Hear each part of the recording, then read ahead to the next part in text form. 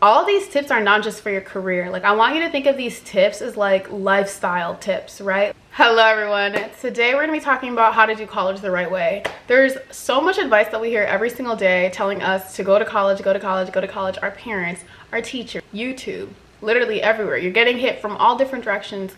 People telling you you need to go to college, and if without college you won't be successful, etc.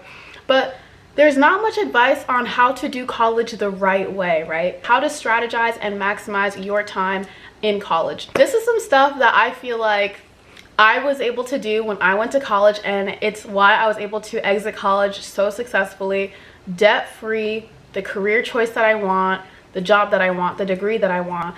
I literally got everything I wanted out of college, and I was super intentional about what I wanted to get out of college from the very beginning. And I want to share some of the stuff that I did to get me where I'm at today. We're going to be breaking this video down into each year of college. So we're going to go into freshman year, sophomore year, junior year, senior year. If you want to graduate college with options, with a career, with the lifestyle that you want, please keep watching this video.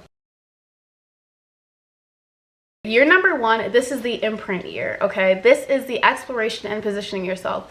I'm gonna break this down into 2 semesters because year one is so freaking crucial. The first theme I want you to think about in your first year of college is expose yourself to everything and start locking in.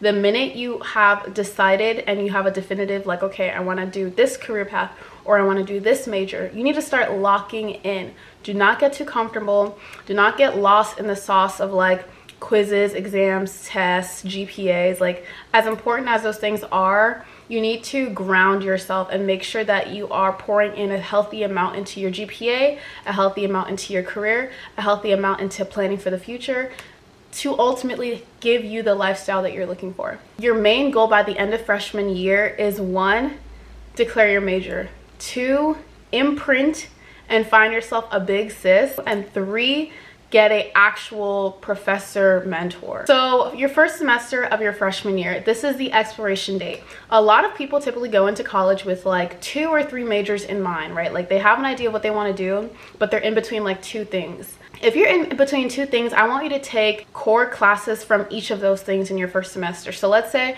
I'm in between physics and mathematics. You're going to be taking Intro to Physics and Calc 1 your first semester. Yes, you will. It might be a little difficult, but you will. You know why? Because you need to, as soon as possible, figure out what your major is. So if you take the physics course and you get in touch with the department, the physics department, and you also take your math course and you get in touch with your math professor, the math department, that'll help give you a better idea of like, if I were to declare this major, like, this is what my life would look like, and you could literally compare the 2.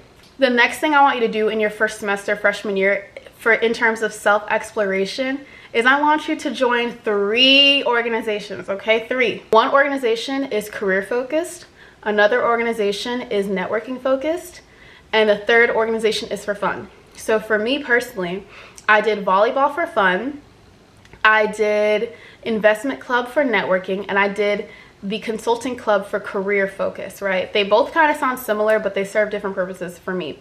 Another thing in terms of your exploration, right? Like, I want you to do 2 more things. I want you to get on LinkedIn and start looking up people in your alumni who have your degree and start looking at their career. Look at what they've done. Look at what they've accomplished. Look at where they're at, right? Look at what they did immediately out of college, 10 years out of college, 15 years out of college. Like, you're going to be looking for alumni people who are like in their late 30s or early 40s to really get a good gauge of like what your adult life could really look like. And 2, a second thing I want you to do is look up day in my life as a engineer, day in my life as a teacher, day in my life as a grad student. Like, whatever you want to do, start doing a bunch of research. Like, you're in your exploration, data grabbing kind of time in college, right? You're learning from your mentor, you're learning from your professor advisor, you're learning from your big sis, you're learning from the internet, you're learning from LinkedIn. Like, you are literally getting, you're learning on so many accords. Not only are you getting a better understanding of like lifestyle outcomes from people who were in your shoes 10, 15, 20 years prior, but you're also getting like advice from your big sis who literally was just in your shoes 2-3 years ago, right? Lock in with them. So now that we're done with semester 1, right, we are maximizing our exploration. Semester 2 of your freshman year, this is when you start locking in. So your first semester, that's 4 months. You spent 4 months basically doing a bunch of research on all different angles. Your next 4 months in your second semester, this is where you're locking in. So you have declared a major. You have picked a major and you've declared it. And now you are starting to take actual coursework from that major and you are chewing away at your degree. People always say, throw around the word college, but college is literally 8 semesters. Think about that. College is 8 semesters. You have 8 semesters to get your shit together. Take what you need to take. Take what you need to take so that you can be close to done with your degree as soon as possible. The quicker you're done with your major requirements, the quicker you can start thinking about studying abroad, internships, and just like even getting a job. Like, start thinking about your life and your identity outside of college. You will have known you did your first year of college right when you have a big sis, you have a professor advisor, and you've declared your major. Those are the 3 big things you want to take away from your first year of college. Year number 2, this is your sophomore year of college. Now at this point, you're a sophomore. You've gotten the partying out of the way. You've gotten the making friends out of the way. You're a little bit more like definitive in where you stand. You're starting to really like take ownership of like your identity as a college student. You fully transitioned out of like your high school identity and you're in your college identity. Okay, period. Year 2 is when you are really starting to prioritize your academics and you're starting the early in career stuff, right? Your first semester of your sophomore year, this is when you're going to go to the career center on campus, go to your big sis, whoever they are, and be like, hey, I see that you got an internship at Goldman Sachs last summer. Let me look at your resume. Let me see it. All right, that's when you do that. You really lean on the people that you know. I kind of want you to think like the key differences between year 1 of college and year 2 of college. Year 1 is like, you're finding people to kind of help lead you in the right path. And year 2, you're starting to accumulate the resources and the learnings and the knowledge of those people that they've given onto you, and you're starting to apply them into your life. You're starting. Semester 1, you're locking in your resume. You're taking on a leadership role in one of the clubs or organizations you're a part of. So you had joined the 3 organizations your first year of college. Maybe out of the 3, there was like some drama in some of them. There was some cool people in some of them, there are some lame people in some of them, whatever, like whichever club that you gravitated to the most, whichever club that you feel like you really belonged in, lock in onto that one specific club. You are going to take on some sort of leadership role, something on e-board, president, something, whatever you want. Just take something up. Just get leadership experience at the college level, at the collegiate level, which is a lot different than like at the high school level. Now, semester number 2 of your sophomore year, this is when you start applying for internships. You could start in the fall, but a lot of people usually start in the spring because they just don't realize that when internship season starts and ends. Now that you have your perfectly curated resume, your big sib looked at it, your professor looked at it, your advisor looked at it, the career council on campus looked at it, your resume is beautiful, it's perfect. This is when you're going to start using this resume and see what it's going to do. Is it going to get you an internship? Is it going to get you a job? Is it going to get you employed? This is when you're going to really put everything that you've learned to a test, right? This is round 1. Let's get it. At the end of your sophomore year, another thing I want you to start thinking about is like study abroad. Like, do I want to study abroad? Is that something I could see myself doing? If I do want to do it, when am I going to fit it in? Like, things like that. I would highly recommend studying abroad. I would highly recommend studying abroad in another country with a different language, or even doing like an exchange program like internally. I know that some of the HBCUs have like exchange programs, like doing something like that. Start thinking about if you would be interested in doing that, and start thinking about which semester of college you could fit it into realistically. Most people study abroad their junior year. I would say their junior spring semester, so that is a perfect time to plan to study abroad. You will have known you did your sophomore year of college right when your resume is industry ready, right? You could apply to whatever industry of your choice and your resume can stand. Your resume is approved by your mentor, your advisor, career council, on campus, everything. and 2, you will have secured your first major internship.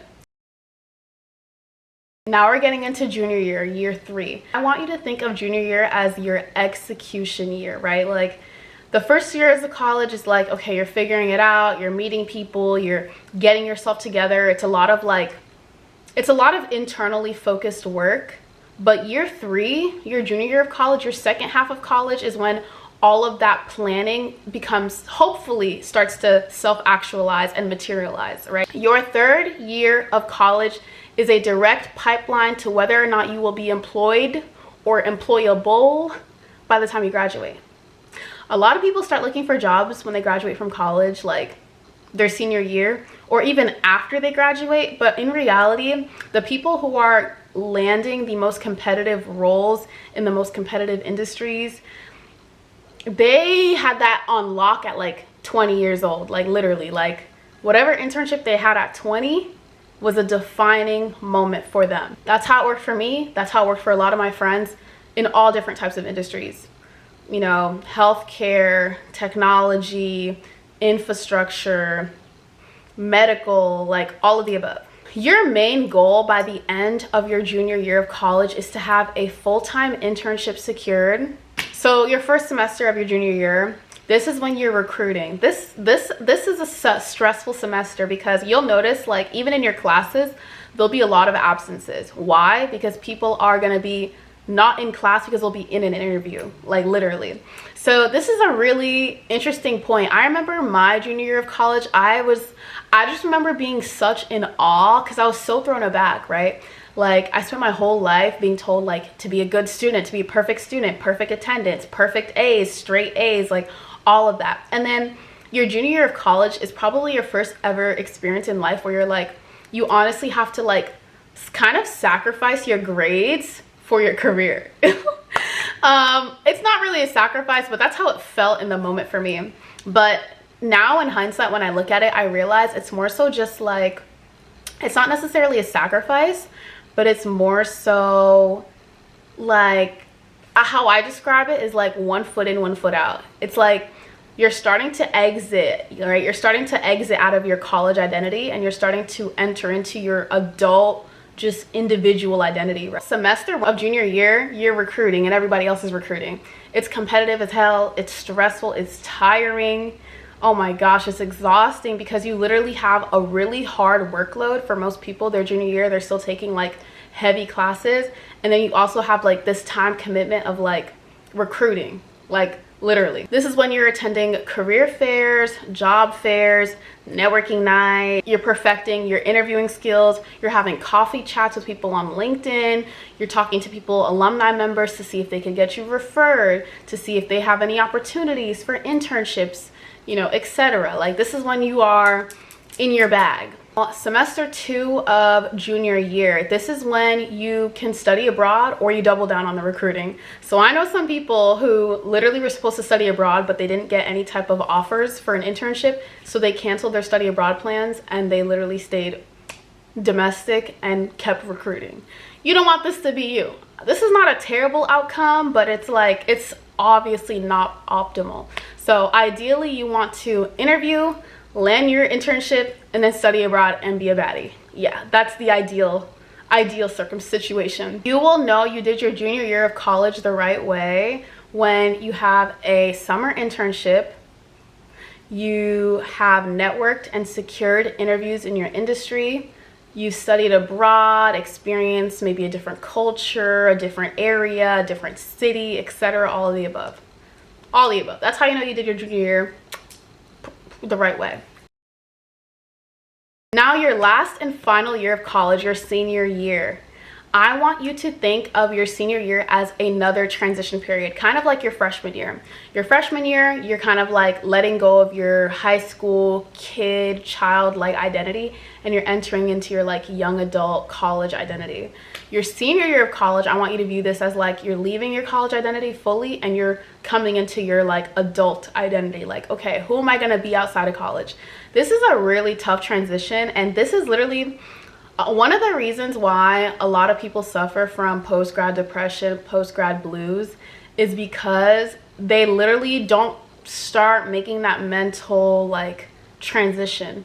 I want you to think about your senior year of college as like having one foot on campus and one foot on the planet, like one foot in the real world, because that's really what you're doing. Like on one end you're going to your classes, etc., and on the other end you're in class like looking up apartments and like trying to message people to find a roommate, and you're like trying to figure out like, okay, which city should I live in, which offer should I accept. You know you did your junior year and senior year both right when you have multiple post-grad job opportunities and you're literally trying to decide what you should do. That's how you know you ate. That's how you know. Your biggest goal your first semester of senior year is to have your full-time job on lock, like signed your offer letter. It's in writing, the ink is signed, you're good, you're chilling. Once you've received your job offer, you should try to negotiate your offer, sign your offer, negotiate location, negotiate your bonus, like whatever you can negotiate, negotiate. You can even negotiate your student loans. Like I know some people who are able to like, you know, receive certain payments for their student loans from their full-time job. So at this point, your senior year, you're finishing up your electives for your major, and you should literally be done with your degree. Like at this point, like your degree should be basically done. At this point, you should just be taking like general eds, like cutesy shit, but not stuff you like. You should not be taking like Calc 3 your senior year of college. No, no, no, no, no. You did it wrong. If that's where you're at, you did it wrong. Now, your second semester of senior year of college. This is when you should be ideally locking out on a roommate, starting to tour apartments, starting to visit cities, starting to plan out your graduation, buy your dress. You feel me? Make your plans, figure out, okay, I'm gonna move back home, or oh, I'm gonna move right into my apartment, or I'm gonna take 6 months, live at home and save and then move out. Like, you need to have your plan on lock. You'll know you did your senior year of college the right way when you have a full-time job secured, you have a good idea of what city you're gonna live in, have a good idea of what your living situation is gonna be like, what apartment you're gonna be in, what city you're gonna be in, what roommate you're gonna have, how much it's gonna cost. You know, start thinking about maybe the furniture you'll need. Like, thinking about things like that will really, really help bridge the gap between your college identity and your adult identity. This video is long. I've been yapping. Most people go into college with no plan. They're simply just told, go to college. But in this video, I really wanted to sit down with you all and think and give you guys a play-by-play on how you can best strategize your college career path, right? To avoid post-grad depression, to avoid long unemployment periods post-college, to avoid just like having a bunch of debt, to avoid unhappiness, unfulfillment, like all these negative emotions. If you're able to follow this plan, even if it's not following this video to a T, but just like starting to shift your mindset and thinking around like what you want to get out of college and implementing some of these tips to get the most that you can out of your experience, like you will have such a better time. You will feel so much more fulfilled, so much happier, so much content with where you're at. If you're still watching, please leave a comment down below of what year you are in college and what's your biggest goal that you want to take away from your college experience. Like, just let me know. I want to get a better understanding of where everyone's at. You know what I'm saying? Like, what is it giving? What is it giving? Okay. Bye.